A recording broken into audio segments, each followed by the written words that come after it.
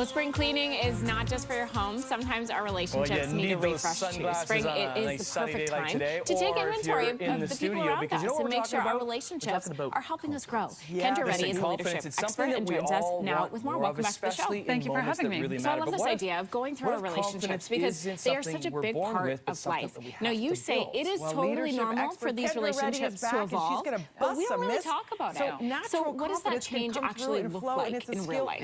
I think there's so much pressure to find the one romantic soulmate, the one Anne of Green Gables best friend. Your best bosom buddy. Exactly. Life doesn't work like that. And if we put all of our fulfillment in one other person's hands, then we lose our sovereignty. Relationships are meant to evolve because as we evolve and go through life, our priorities change.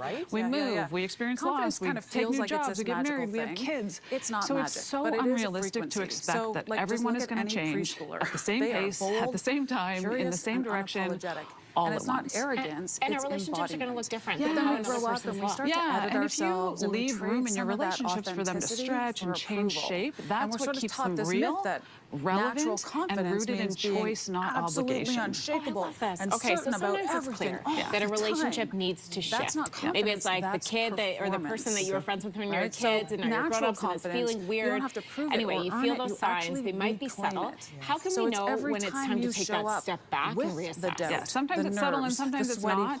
You don't need to wait for a crisis to have an alignment check in a relationship. It's really healthy because if we never pause to evaluate, then we run the risk of performing connection instead of actually feeling it. And no one wants that. Yeah, no kidding. So here are some examples that you've given us. You can feel drained or anxious. You're showing up out of obligation. You're avoiding those texts or calls. I mean, that right there, those are like the little red flags you should not ignore. Your body will tell you, if you're feeling cringy or any kind of a way, listen to those signals for sure. If you've decided it's time to have that conversation, how do we do that? Okay, so first of all, I'd say don't try to not make it awkward because it's going to be a little awkward. You just have to kind of let that happen.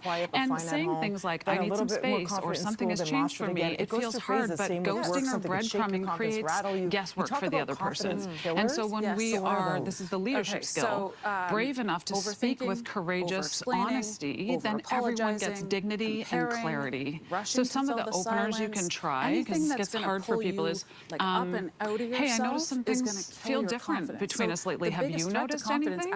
Or I'm going through some changes, and I just wanted to let you know because I might not respond the same way that I have up until now.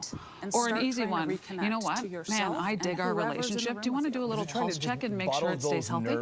Oh, I like that. I like that a lot. It shows the investment. I always say that. I say this to the kids too. I was going to ask you if it's okay to not have the conversation, but I feel like it's worth having it. I'm about to do something It is worth having it, and there are going to be situations where it's not worth having it. So if it's not your Anne of Green Gables bosom bestie and sort of a third, second degree acquaintance, then there are times I think people can really rely on their own judgment for that. Okay, we go through many different versions of ourselves in our lives, and sometimes people are only with us for a chapter.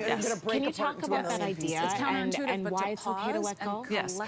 Season, a reason, and a chapter is true, and it's also true that it's okay for us to grow, so let's talk about some scenarios and then how we can channel our kind of most. We also have to remember there's never just one season, so people can rotate in and out. When you're willing to let go, it creates space for new things to come in and maybe for you to grow in a way that you couldn't in the previous relationship dynamic. There's such a freedom in that, in here, even in just listening to you say that, there's like a forgiveness that happens where it's like, oh, it's okay if like this relationship changed. I want to show up out of a sense of love, not out of a sense of duty.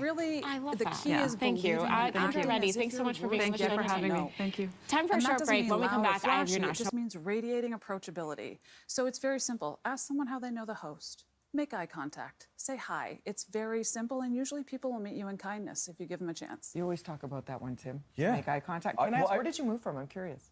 I'm here. I'm originally from Toronto. I tell people I work in Toronto and I live in Vancouver. Yeah, Vancouver, West Coast. Okay. Yes, yes. What about starting a new job? That's I'm one that just kind of did that, right? You know, coming into a world that you're not really familiar with, you have confidence, but meeting new people, it can be intimidating. How should we approach this one, Kendra? Real confidence doesn't mean walking into the room like you know better than everyone. It means walking into the room like you did, open, willing to learn. Sure. It can be simple as, hey, I'm excited to learn how you do things here. That signals confidence without ego. Also, new person energy. Don't underestimate that. When you're the new guy, you get to be curious and ask questions and observe, and there's no pressure. But then lose the cockiness. Because, like, I think cockiness can mask as not very confident. Yes, yes. So come in with total curiosity. Yes, I know some things, but I don't know how they work here. Show me. And if somebody feels like, let's say they haven't shaken, rattled, you can pick yourself back up, dust yourself off, and build anew, right? That's a normal part of life. Confidence isn't a constant state.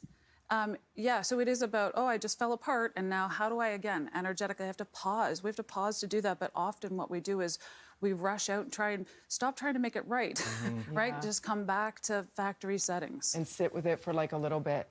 Where do we get more information? I always feel more calm and like zen, and we always learn something with you, Kendra. Where do we get more? Thank you. KendraReddy.com, and my handle's at KendraReddy on all the socials. Because you know why? When you're with Kendra, your future is so bright.